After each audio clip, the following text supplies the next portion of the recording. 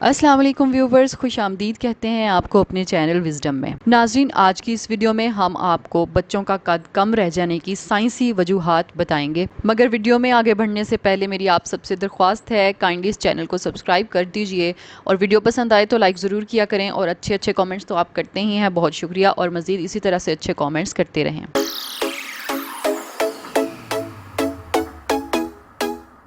خوش آمدید ہے ہمارے چینل وزڈم میں۔ ناظرین، عام طور پر جو سب سے کامن وجہ سامنے آتی ہے نا بچوں کی ہائٹ رک جانے کی، یا پھر پیدائشی طور پر ہی چھوٹی ہائٹ سے پیدا ہونے کی، تو وہ سب سے پہلی وجہ تو جینیٹکس ہی ہے، جو سب سے پہلی وجہ ہے۔ اگر بچے کی خاندانی ہسٹری میں اس کے نانا نانی یا اس کے فادر مدر ان میں سے کوئی شارٹ ہائٹڈ ہے، تو بچہ چھوٹے قد کا پیدا ہوتا ہے اور رہتا بھی ہائٹ وائز چھوٹا ہی ہے، کیونکہ اس کا جینیٹک میک اپ ہی ایسا بنا ہوا ہے جس کو ہم کہتے ہیں وراثت میں ملی چیز، ٹھیک ہے۔ اس کو ٹریٹ کرنا یا جینیٹکس کو چینج کرنا عام طور پہ پاسبل نہیں ہوتا ہے۔ ہاں، اگر جینیٹکس کے علاوہ فزیکل فیکٹرز انوالو ہیں، یعنی کہ اگر خاندان میں سارے اچھی ہائٹ والے ہیں، بچے کی جینیٹک ہسٹری جو ہے وہ کلیئر ہے، تو پھر ہم سب سے پہلے فزیکل فیکٹرز کو سامنے لے کے آتے ہیں۔ جیسے کہ سب سے پہلے یہ دیکھا جاتا ہے کہ بچہ کھیل کود کرتا ہے، فزیکل ایکٹیویٹی کتنی کر رہا ہے، اس کی لائف میں فزیکل ایکٹیویٹی کتنی ہے۔ عام طور پہ جو کھیل کود کرنے والے بچے ہیں ان کی ہائٹ جو ہوتی ہے وہ بنسبت ان کے جو کھیل کود نہیں کرتے اور فزیکل ایکٹیویٹی نہیں کرتے ان کی نسبت ان کی اچھی ہوتی ہے۔ اور وہ بچے جو زیادہ تر وقت اپنا جو ہے وہ بکس میں یا پھر کمپیوٹر اسکرین کے سامنے بیٹھے بیٹھے گزارتے ہیں، مینز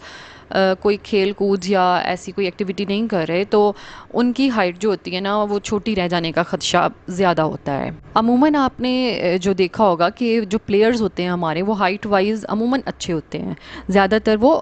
ہائٹڈ ہی ہوتے ہیں، لیکن اگر کوئی ان میں پلیئرز میں کوئی شارٹ ہائٹڈ ہوتا بھی ہے نا، تو وہ یقیناً پھر ان کی کوئی جینیٹکس ایسی ہوتی ہیں، جینیٹک میک اپ ایسا ہوتا ہے ان کا۔ دوسری وجہ ہے جی پراپر ڈائٹ۔ اگر بچے کو گروتھ کی ایج میں، جب اس نے گرو کرنا ہے ابھی، اگر اس ایج میں اس کی نیوٹریشن پر فوکس نہ کیا جائے تو یہ ڈر ہوتا ہے کہ اس کی باڈی جو ہے وہ کھل کے گرو نہیں کرے گی، مینز شارٹ ہائٹڈ رہ سکتا ہے بچہ۔ وہ نہ صرف ہائٹ وائز ہائٹ میں بلکہ وہ فزیک میں بھی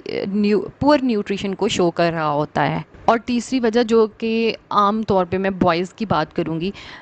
جم کرنے کی نا ایک ایج ہوتی ہے، ایک خاص عمر ہوتی ہے جس میں جم کی جاتی ہے۔ اس ایج سے پہلے اگر آپ جم کرتے ہیں اور اسپیشلی ہیوی لوڈ جو ہے اس کو اٹھا رہے ہیں، تو آپ کی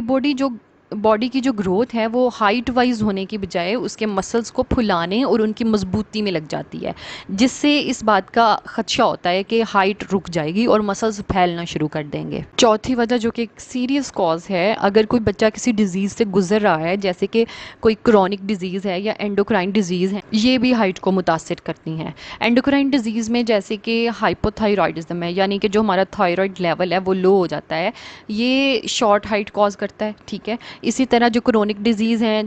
ڈائبٹیز ہے، کڈنی کے کوئی مسائل ہیں، انفلیمیٹری باؤل ڈیزیزز ہیں، یہ ساری وہ بیماریاں ہیں جو ہائٹ کو لٹل بٹ متاثر کرتی ہیں۔ اس کے علاوہ وہ بچے جو کہ ہڈیوں کے بونز کے ایشوز سے گزر رہے ہوتے ہیں، اس طرح کے صحت کے مسائل ہوتے ہیں، ان کی ہائٹ بھی افیکٹ ہوتی ہے۔ تو یہ کچھ کامن وجوہات تھیں جو کہ عموماً سائنٹیفک کازز ہیں، ریزنز ہیں کہ اگر بچے کی ہائٹ رک گئی ہے یا بڑھ نہیں رہی ہے تو اس کے پیچھے یہ وجوہات ہو سکتی ہیں۔ آئی ہوپ آپ کو ویڈیو اچھی لگی ہوگی۔ اگر ویڈیو اچھی لگے تو پلیز لائک کر دیجئے، کیونکہ آپ کے کامنٹس میری اپریسیشن ہے۔ تو ملتے ہیں جی اپنی نیکسٹ ایکسائٹنگ سی ایپیسوڈ کے ساتھ، تب تک کے لیے خدا حافظ۔